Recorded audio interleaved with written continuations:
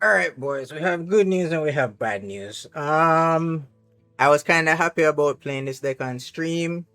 We did pretty well. We actually went 4-1 with this deck after some refinement. The first iteration of this deck did not go so well, so we went back to the kitchen and started cooking again. And I did not want to give up on this deck because I just feel like this approach to priest, there's something there that can be good, and I'm happy to say that I was right and there is something there. We went 4-1 with the deck on stream. The bad side of the situation is I was there on stream playing this deck. I was there explaining my thought processes, the plays, all that good stuff on the stream. None of the VOD recordings apparently got my mic audio. So the matches are all just silent. No audio was recorded for the matches. But I'm still gonna put these up.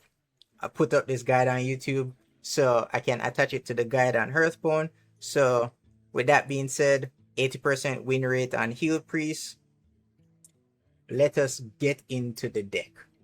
Alright, so like I said, we're going into our new and reformed Priest deck. Holy Energy Amplifies Light. Holy Energy Amplifies Life. H.E.A.L heal. So this is what the deck now looks like.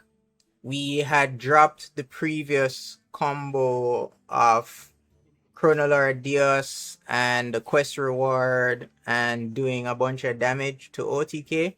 And now we've opted for a smaller OTK package, but still a OTK, in Alexstrasza, Guardian of Life, and Chrono-Lord Deios. So Alexstrasza, Guardian of Life, effectively sets your health to 15, and then when you heal back up, it does 15 damage to your opponent. Chrono-Lord Deios doubles up on your Battlecry, Death Rattles, Hero Pause, End of Turn effects, right? So they activate twice. So the combo is basically 14, well, technically it's a 15 mana combo, which is why Ysera Emerald Aspect is in the deck to increase your mana by 5 to get it to 15.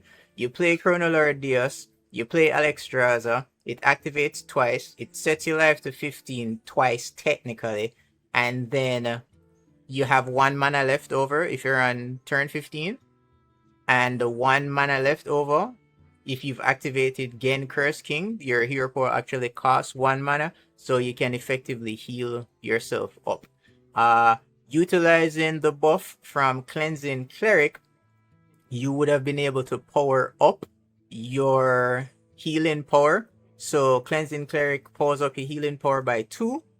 So effectively, if you play both Cleansing Clerics, that powers it up by 4.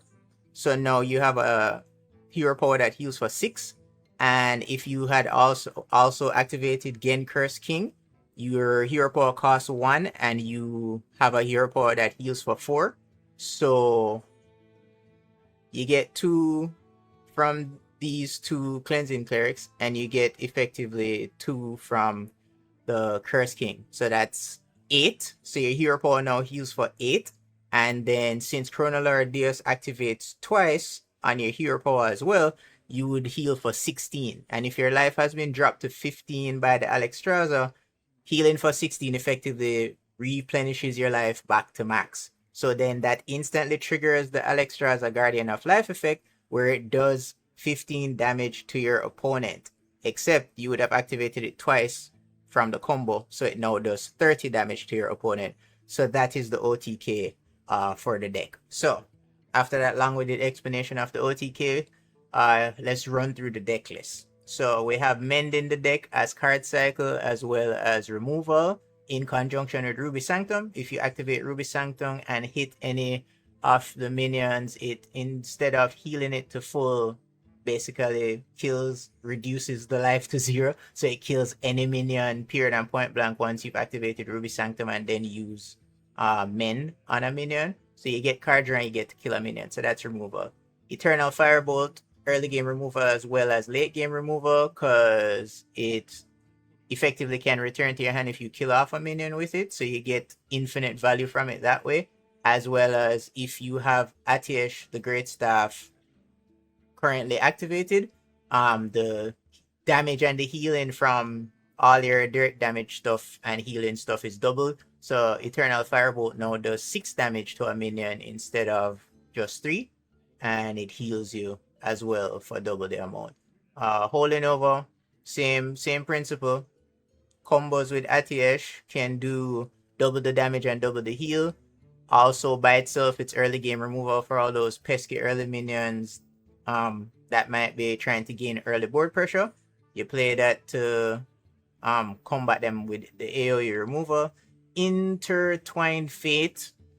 This has multiple uses in the deck. You can use it to selectively search for things or dig for certain things you might want in your deck at certain points. You may not have the removal you want, so you try to dig for it. You may not have a combo piece that you want, so you try to dig for it.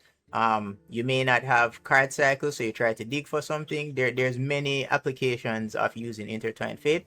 Plus, not to mention, it also allows you to take things from your opponents that might be good, and this card effectively is really a great card because it's a copy of a card that it discovers.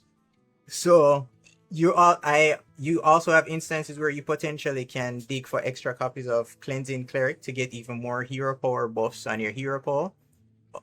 So like the sky's the limit with what you can do with Intertwined Fate and all the different potential avenues and routes that you can go. One game I actually managed to Intertwine Fate a second Alexstrasza from my opponent's deck that cost 1 mana after he had Deathwing, and I got it. And it was godlike. But yeah, Portal Vanguard, more card cycling to pull out your combo pieces or your cycle pieces or your defensive pieces to get board presence. Cleansing Cleric, like I said, pause up your hero power. Genn the Curse King, pause up your hero power effectively and reduces it to 1 mana, so you can abuse that shit. Shadow Word Ruin, general AoE removal for any big-bodied monsters. Ancient of Yore, more card cycle so you can get to your combo pieces faster or your removal faster. As well as it gives you an extra 3 armor every time, so that's technically life, additional life total. Blob of Tar recently got nerfed, but we using it because defensive board presence forces people to have to trade into it, hopefully, and kill off their minions, as well as effectively giving you multiple taunt instances for them to run their minions on board into. Medivh's Triumph, another AoE damage board clear that once again gets powered up by Atiesh the Greatstaff. And if you have Atiesh the Greatstaff, it also only costs you 1 mana to play it. With Atiesh, it does 8 damage to all minions on board.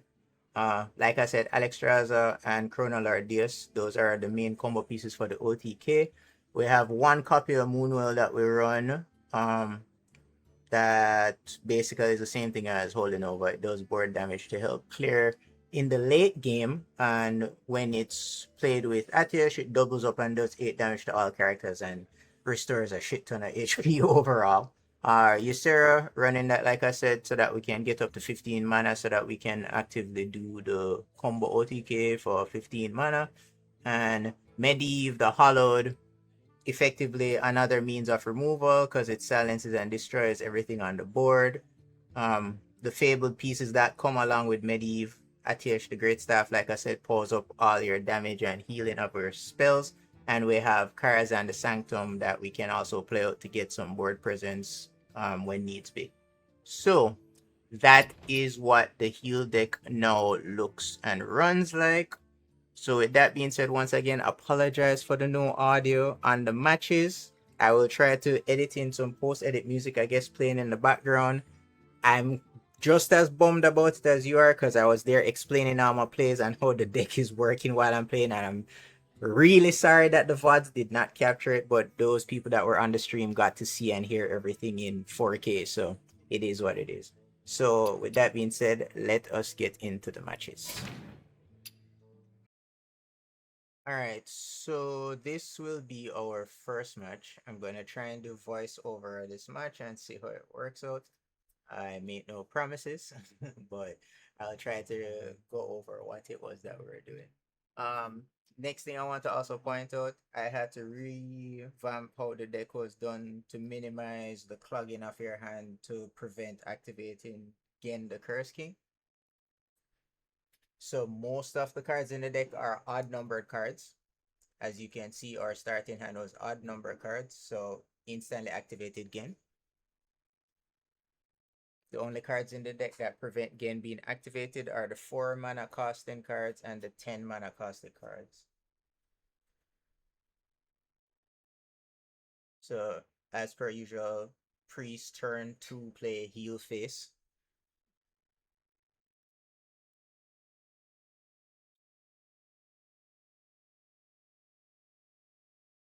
So this first match was actually against a Quest Dragon Warrior, I guess.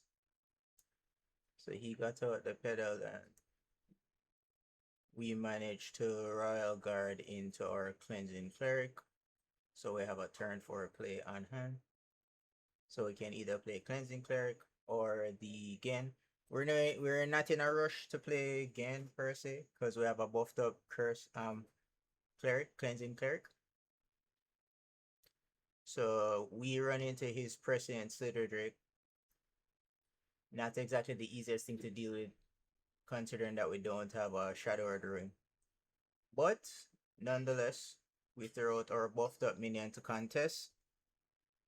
And we just have to hope that he trades. And then we can potentially turn 5 Medivh's Triumph.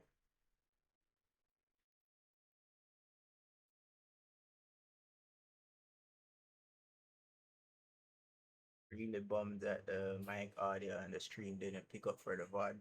It is what it is. Hopefully this voiceover makes up for it somewhat. So he manages to torch both of our minions here. He has the proc to damage our 6/7 cleansing Cleric. So he torches both of those. Our plan for him to trade into it kind of goes bust. So now we have to figure out something else. Which best option is to just throw out the blob and try again, trying to force him into our trade. The good news is Torch on the 6/7 Cleric kind of ate up most of the damage from it.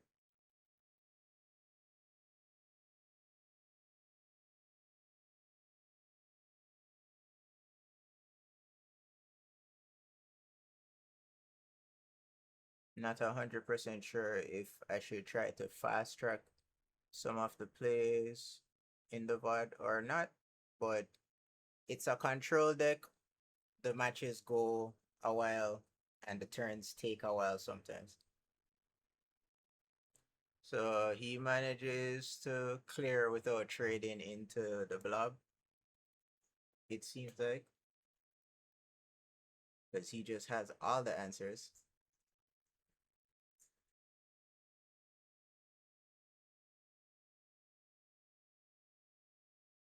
So he kills off that. So we're left with the 2/2, thankfully. So we can at least trade off the 2/2 into the Drake.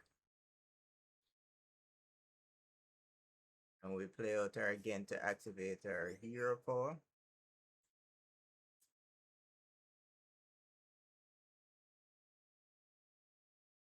We get down a Ruby Sanctum, so we have that to make some combo plays with it. So currently we're healing for 6. Or inversely damaging for 6 as well. I believe here I was thinking that we need to do damage to his face because this matchup isn't the best matchup for the deck because warriors can gain armor and then that puts them out of the range for the OTK. So instead of healing my face, I ended up doing 6 damage to his face using the Ruby Sanctum. So he plays Epoch, clears out our Curse King. So now we're just trying to do some damage, finish it off with the Firebolt, heal back up, and just like that, we're almost back at full HP. Which is the whole point of the deck, is to heal and sustain and survive.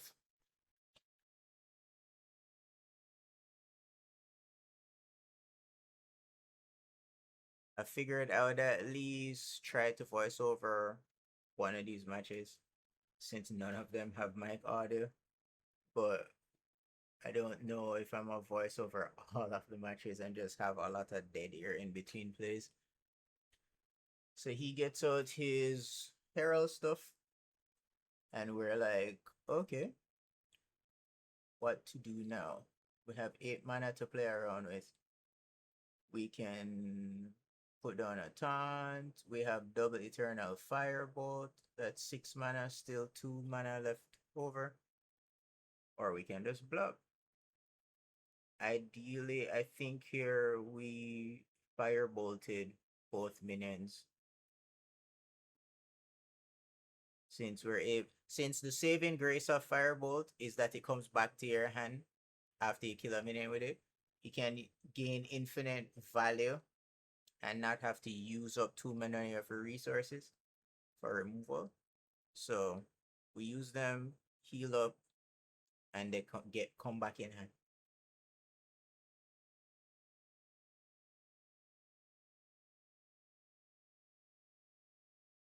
Considering that this is a match against a quest warrior, I was mostly confident that we'd be able to make it through, considering that quest warrior matches tend to go longer, and longer matches are typically in the favor of control based decks. As long as we have enough to deal with all of his threats and outlast him, then yeah, that's GG.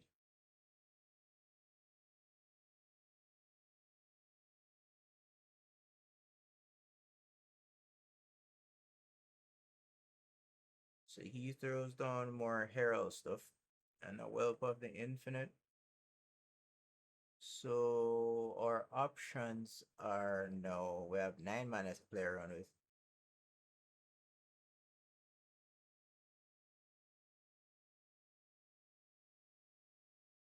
Moonwell clears, but then we only have 2 mana left and we still would have the Poison Whelp to deal with.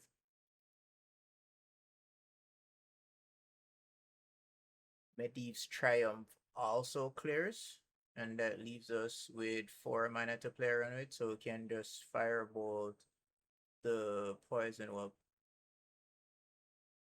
which, looking back at this match, seems like makes the most sense. But I guess that's not what we did. Okay.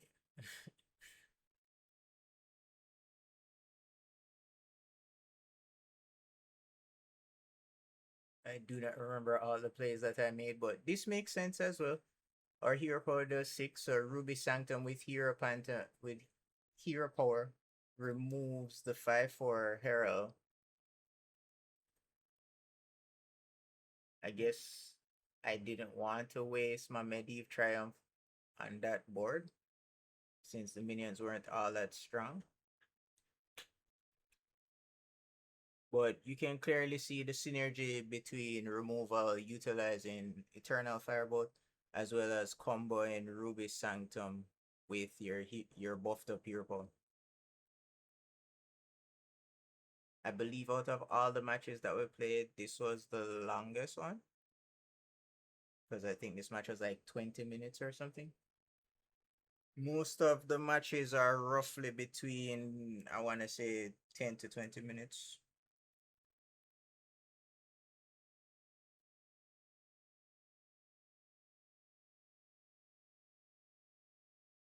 So what I'll probably try to do, since I'm voicing over this first match, the other matches, I'll probably speed them up a little bit so that they don't take as long, and I'll just have music on those and not voice over those.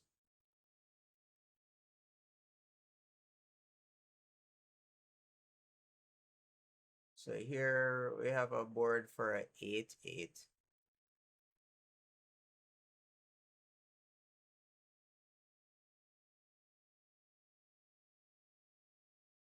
We have 10 mana to play around it.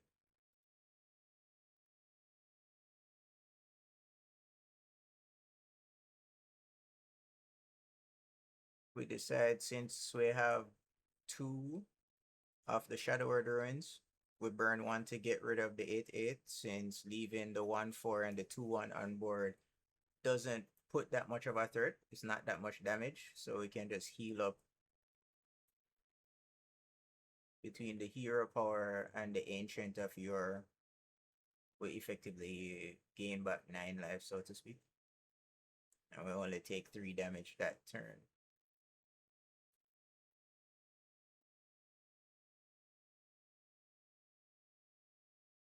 So thankfully this warrior didn't really armor up too far. We just drew into one of our combo pieces, Alexstrasza. So here we get some value.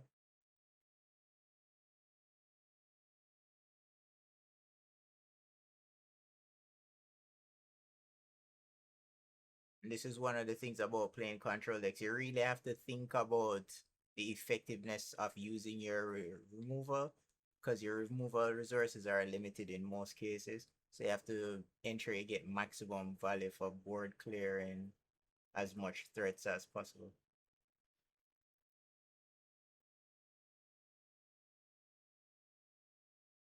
So we're drawing to another Cleansing Cleric. I figured I didn't have to be in a rush to get rid of the Poison Whelp on board, since our Ancient of Yore was still dormant.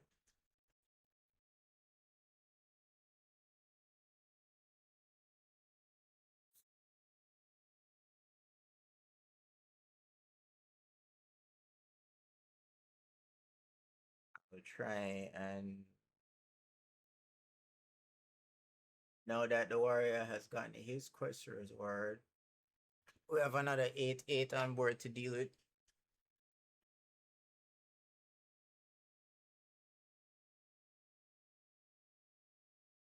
And thankfully we held off on using off our Ruby Sanctum, so we can just Eternal Fireball the Whelp, and then we can utilize Ruby Sanctum to combo with Mend and get rid of the 8/8. And then we get to buff up our... Do we? We can either buff up our hero power, or we can drop the second Ancient of Yore. Either or. Both are viable options. We decide to cycle for more combo pieces, so we end up dropping the Ancient of Yore. You have to be very careful with hand size. As you've probably seen, one of the games I ended up burning one of my combo pieces, which was completely my fault, because I made that mistake. So I would advise when you're playing to be very conscious of your hand size and the card cycle.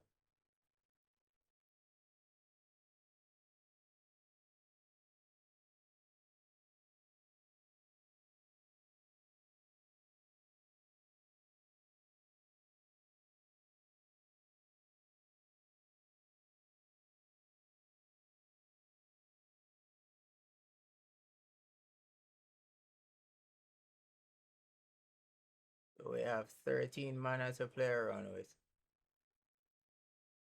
And we have the 7/7 and a 1/4 on board. We don't probably want to burn our Shadow of Ruin, but there's not a clean way of getting rid of the 7/7, since the 1/4 buffed it. If it was still a 6/6, we could have just put on our Atiesh and then just used Eternal Firebolt to get rid of it for 6 damage. So we opt to throw down our Blob and our Cleansing Cleric. So now we're healing for about 8. And we opt for more cycle.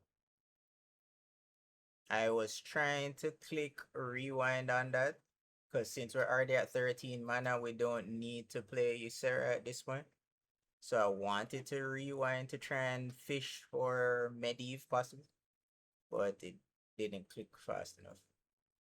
So our opponent gets rid of our Blob, and then Dracorex basically clears our board. So that was not an ideal set of circumstances to play out. But we're here looking at his armor going up. He's now at 26 health plus 11 armor. So that's like 37 HP. So here we can potentially get some value by Shadow Word ruining both the 8/8 and the 5/10. But like I said, we have to be very careful about our general AoE removal, but even more so Shadow Word Ruin, because that's our real big boy removal.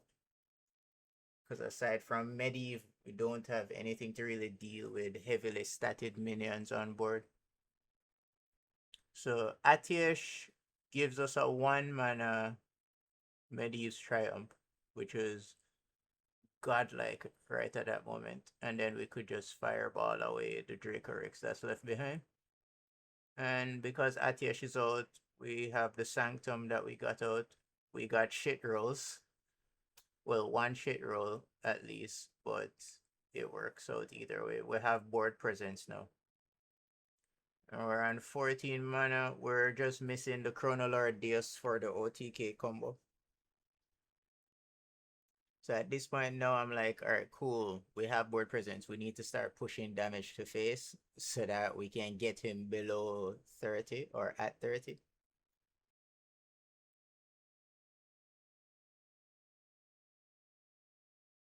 So he gets out his Ragnaros. So right now, all I'm hoping is that the 6/6 doesn't die. I figured the 3/3 would die. We take one shot to the face, which is fine. Even if we had taken both, it would have been fine because we're gonna heal up anyways.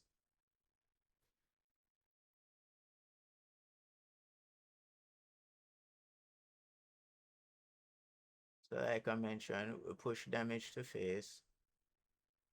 And then we dig. So we found the Medivh.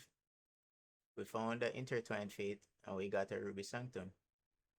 Ruby Sanctum is ideal because it helps us to get rid of the 8/8. Cool interaction that I figured out in the middle of this. Eternal Firebolt actually triggers the Eruption card. So we could have either Ruby Sanctum and Hero powered away the 8/8, or we could Ruby Sanctum and mend it like we did.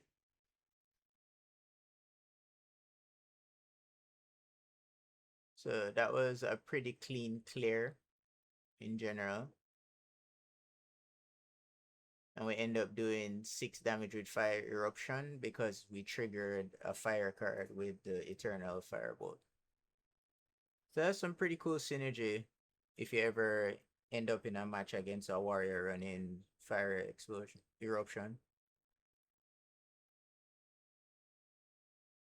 So we have board once again. He starts playing some of his Crest Reward cards. So in this instance, this is one of those cases where it was potentially going to be a bad time for us because he got all these board presence cards.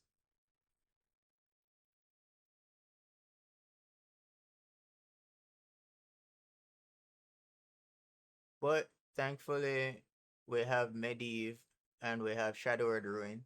So we have decent board clear options. And we have Intertwined Fate to dig. We finally find the Chrono-Lord Deios. I thought it would be funny to take Amara and heal up after the combo.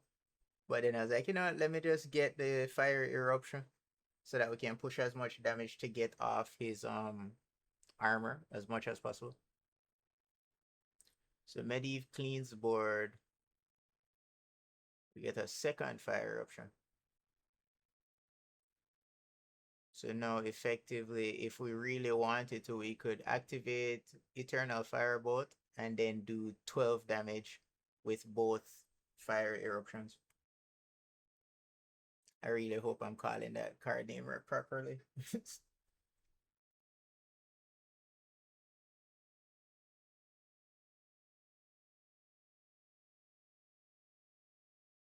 So we got him down to 18 now.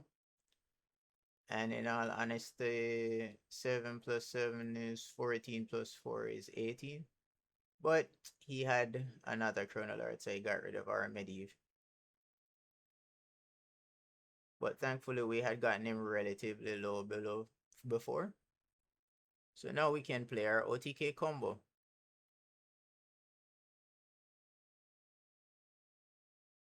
At this point I was kind of just going back over the math, ensuring that he actually dies. And then I was like, alright, screw it. We're doing the OTK combo, so we have it on video to show you guys. And this was one of the things I was mentioning before. When you use Intertwined Fate, it actually gets a copy of the card and not the actual card. So we ended up with a copy of Chrono-Lord Deios from Intertwined Fate, and then we pulled our Chrono-Lord Deios from the deck. So here you see the combo going off. Alexstrasza triggers twice because of Chrono-Lord Deios. And then our Hero Power Heal face triggers twice. And then that's a dead warrior right there.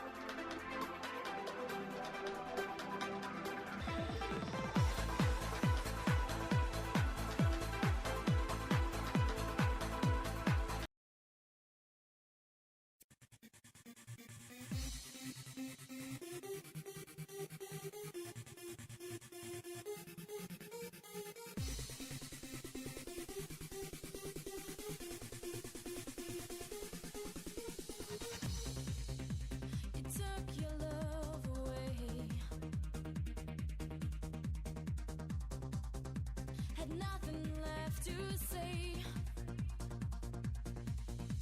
I guess you're still too young to know.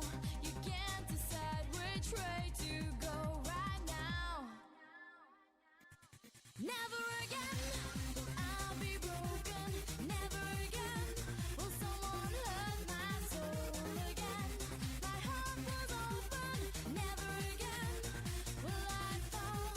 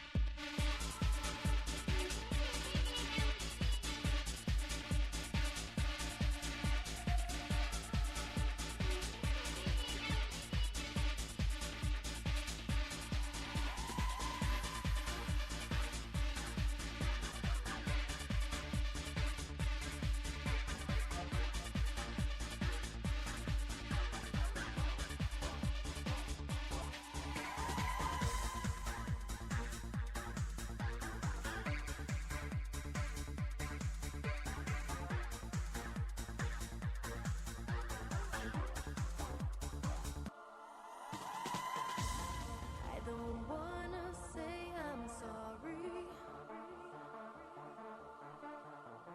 'cause I know there's nothing wrong.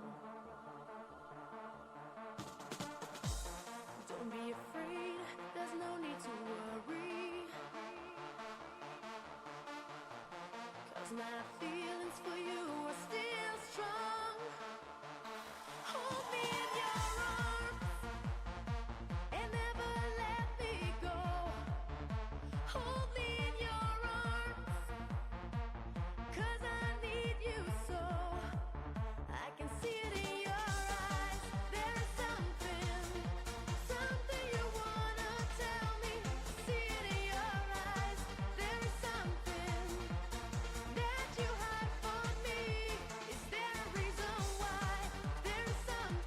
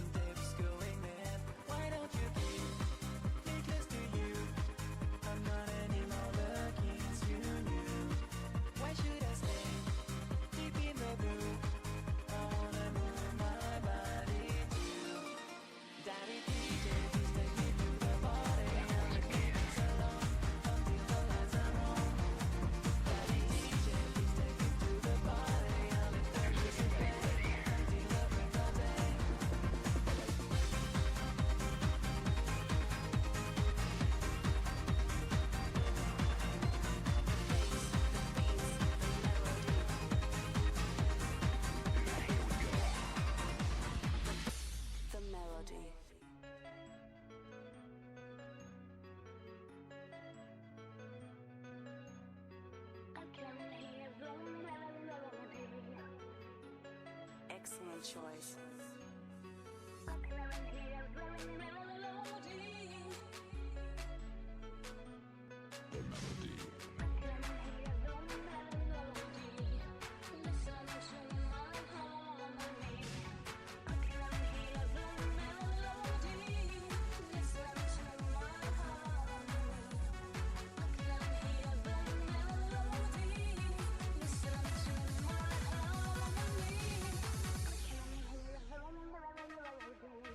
Is anybody out there? Do you want to go with me? Now back now, here we go.